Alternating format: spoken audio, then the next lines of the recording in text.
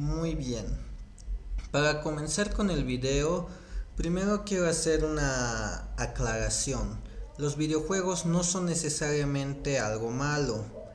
Existen varios argumentos que hablan en contra de ello. Algunos pueden ser válidos si se habla sobre los videojuegos como una adicción. Algo verídico para un cierto porcentaje de jugadores.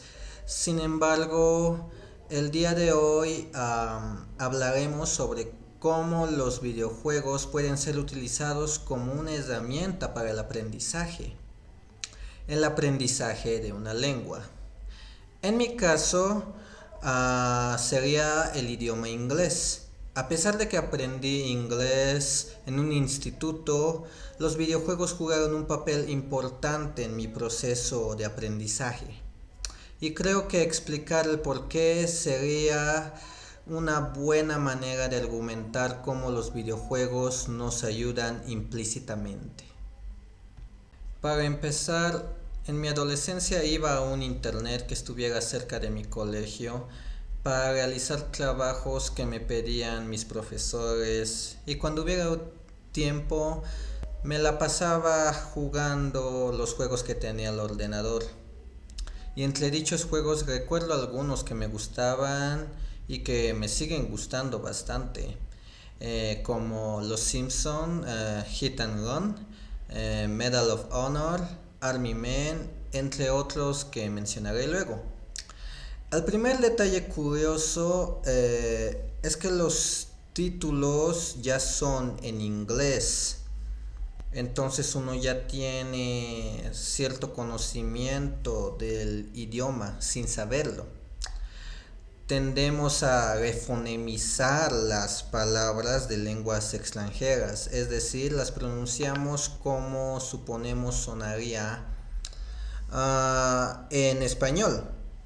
Por lo que aprendí a decir los nombres de los juegos tal cual como cuando estaban escritos, dado que no se traducía el título, aunque en ciertos casos sí se lo traduce, pero son casos especiales y también depende de la compañía distribuidora, siendo el título lo único que no se traduce porque el videojuego debe ser traducido y adaptado para llegar al mercado latinoamericano.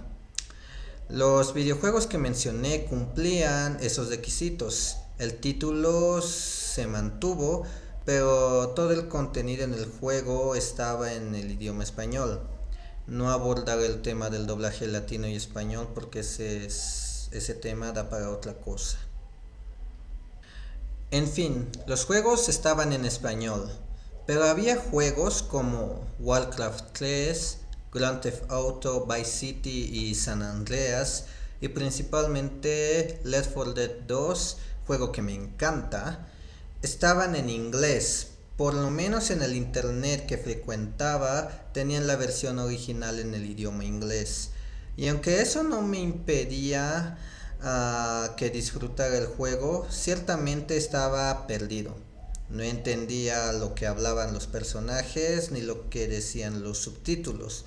Dicho fenómeno me motivó a aprender el inglés, lo que provocó una cadena de sucesos que me llevó a ponerle ganas a la materia de inglés en la secundaria, lo que llevó a que me ganara una beca en el Centro Boliviano Americano.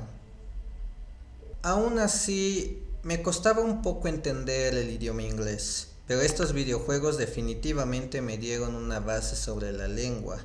Fui capaz de comprender ciertas expresiones del videojuego Left 4 Dead 2, como Watch Out o Look Out.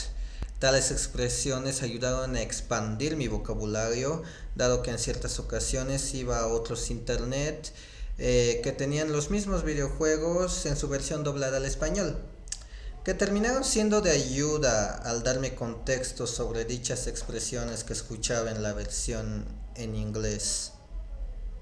También otro elemento gamer que me ayudó a comprender el idioma inglés fue el emulador de la consola Nintendo 64, que me había instalado en la computadora de mi casa.